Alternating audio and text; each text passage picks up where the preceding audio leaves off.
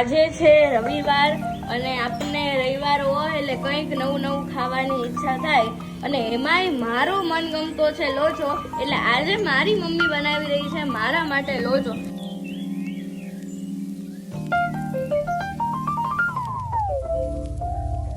આ લોચો હોય ને ફૂલાવવા માટે બધી જ મમ્મીઓ કે ઢોકળા બનાવવા માટે ઈનોનો ઉપયોગ કરતી હોય તો આજે માણીએ લોચાની।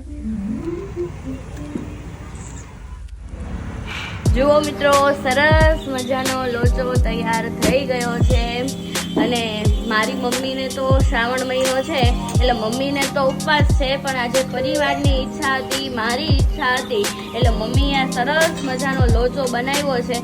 ભલે મમ્મીએ પોતાને જમવાનું ન હોય પરંતુ પરિવારનું જે ઈચ્છે, પરિવારનું જે પહેલા વિચારે ને એને એક સ્ત્રી જ કહેવાય, એને એક માં કહેવાય ને એને જ નારી કહેવાય। મિત્રો કહેવાય ને કે બધી જગ્યાએ જો લોચો પડે ને તો ટેન્શન થઈ જાય, બધી જગ્યાએ જો લોચો પડે તો ટેન્શન થઈ જાય, પણ જો સુરતમાં લોચો પડે ને તો મોઢામાં પાણી આવી જાય। તો મિત્રો સરસ મજાનો લોચો તૈયાર થઈ ગયો છે, તમે જોઈ શકો છો।